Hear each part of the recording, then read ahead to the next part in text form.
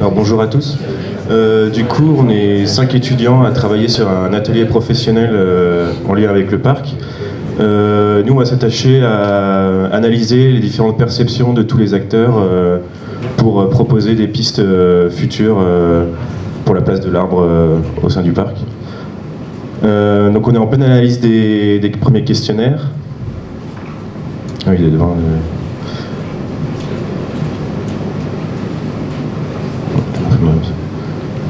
Juste avant, donc en fait là c'est un premier schéma des enjeux, donc il est assez illisible pour vous, mais c'est juste pour montrer la diversité des facteurs qui vont rentrer en compte. Donc il est encore incomplet, mais il se construit petit à petit. Tu peux changer. Et donc voilà, en fait on est en pleine analyse des questionnaires donc, qui ont été évoqués précédemment. Il y a à peu près 130 réponses entre le questionnaire sur le site du parc et puis des questionnaires qui ont été fournis aux personnes.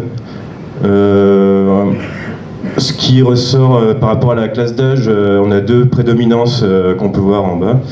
Nous, on a recréé un questionnaire, donc on va vous le distribuer aussi à la pause pour avoir votre point de vue.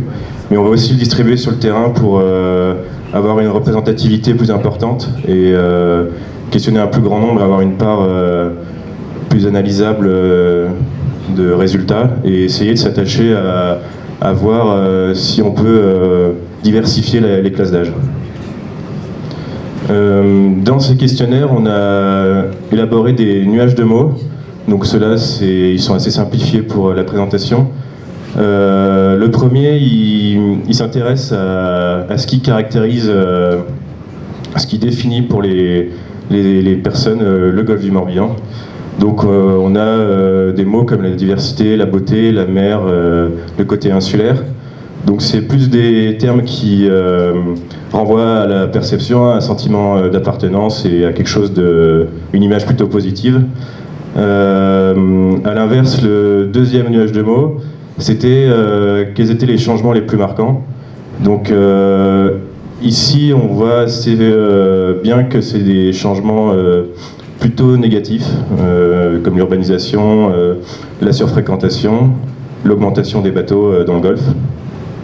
Et du coup, quand on met en lien les deux nuages, on peut relever qu'il y a une crainte de la population de voir un paysage, le golfe changer à cause de ces nouveaux changements extérieurs ou bien même intérieurs par les pratiques en mer, le bateau ou les activités économiques. Ce qui a été intéressant, c'est qu'on pouvait observer différentes visions. Donc il faut remporter au plus vite, et il représente l'identité du golfe et de ses paysages. Et à l'inverse, des visions plus opposées, comme une trop grande densité de la végétation avec l'effet de masque par rapport aux bâtiments, au patrimoine bâti, etc. Et que la place du résineux est beaucoup trop importante et qu'il préférait voir davantage de feuillus.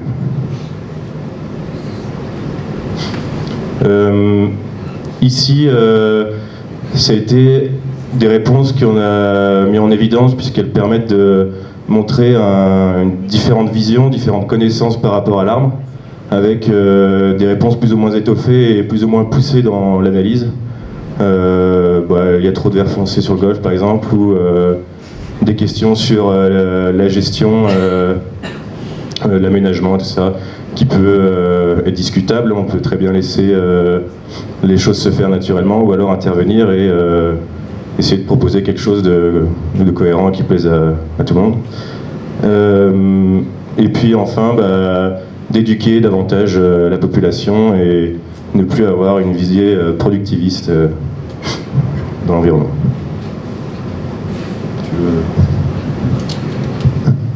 Donc suite à ça, nous on vous propose du coup on anime en fait quelques ateliers sur la pause du midi. Donc à partir de 13h en fait, de 13 à 14h, on vous invite à nous rejoindre dans la salle de pause.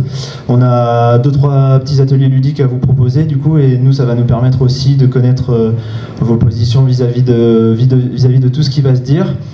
Et puis, pas hésiter aussi à répondre au questionnaire papier qu'on va vous faire passer à la pause au passage. Voilà. Donc merci de votre attention et à tout à l'heure du coup.